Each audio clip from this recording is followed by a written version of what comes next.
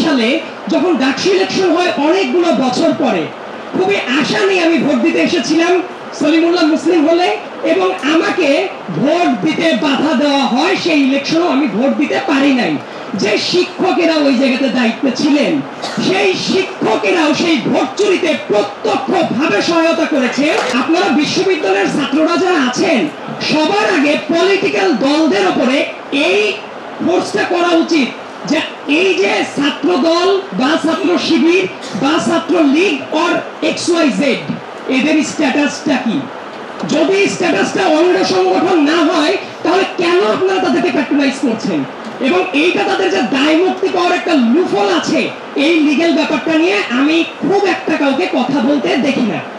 এই জায়গার পরে আমি আরেকটা জায়গায় চলে যাই যে আমাদের ক্যাম্পাসে কি ছাত্র রাজনীতি থাকা উচিত নাকি উচিত না। আমি কনক্লুসিভ কোনো রিমার্কের আগে উভয় সিস্টেম কিভাবে চলতে পারে সেই ব্যাপারগুলো নিয়ে একটু কথা বলবো।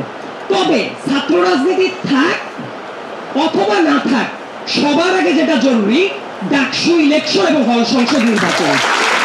আমি আপনাদের সামনে যে জায়গায় কথা বলছি, এই ক্যাম্পাসে 2018 সালের কোটা সংস্কার আন্দোলনও করেছি, নিরাপদ সড়ক আন্দোলন করেছি, যত এক্সট্রা জুডিশিয়াল কিলিং, তারপর এনফোর্স ডিসঅ্যাপিয়ারেন্স থেকে শুরু করে যত ধরনের অনাচার করে গেছে স্বৈরাচার, তার প্রত্যেকটাতেই খুবই অ্যাক্টিভ ভূমিকা পালন করতে হয়েছে।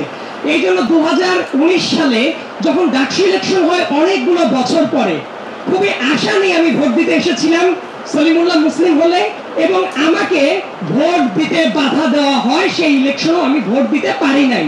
যে শিক্ষকেরা ওই জায়গাতে দায়িত্বে ছিলেন, সেই শিক্ষকেরাও সেই ভোট চুরিতে প্রত্যক্ষভাবে সহায়তা করেছে।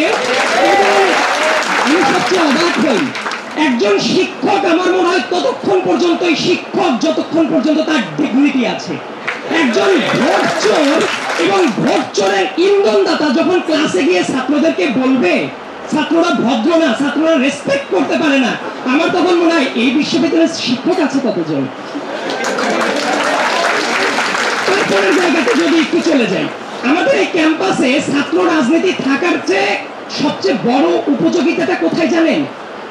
ছাত্র রাজনীতি লেজুর ভিত্তিক কথা অনেকে বলে, আমি আসলে এই ঢাক ঢাক গুড়গুড় কথায় বিশ্বাস করি না। একটা সময় যারা বলতো ছাত্র রাজনীতি চাই না, দরকার নাই, হঠাৎ করে নিজেদের হাতে সুবিধাজনক অবস্থা আসার পরে তারা বলছে আমরা লেজুর ভিত্তিক রাজনীতি চাই না। এই জায়গাটা অ্যাড্রেস করার দরকার আছে, কারণ কেউই যাতে কোশ্চেনের মুখ থেকে বের না হয়ে যেতে পারে। ফার্স্ট ইয়ারের দিকে যদি আমি চলে যাই, আমার দৃঢ় বিশ্বাস এই জায়গায় অনেকে ফার্স্ট ইয়ারের ছেলে মেয়ে যারা আছে, আজকেও যখন আমি বাইরে দিয়ে আসছিলাম, অনেক ফার্স্ট ইয়ারের ছেলেরা তারা একেবারে নতজানু হয়ে হাত পেছনে নিয়ে সালাম দিচ্ছে, তাদের মনে ভয় কি যেন হয়ে যায়। এবং মানুষের ওই যে বলছিল সেলফ সেন্সরশিপের যে ব্যাপারটা, আমরা যে নিজেরা স্বাধীন এবং আমাদের যে স্বাধীন হইতে হবে, সেই সেন্সটা কিন্তু দীর্ঘদিন স্বৈরাচারী রেজিমে থাকলে আমাদের সাইকোলজিক্যাল ডিফরমেশন হয়ে যায়।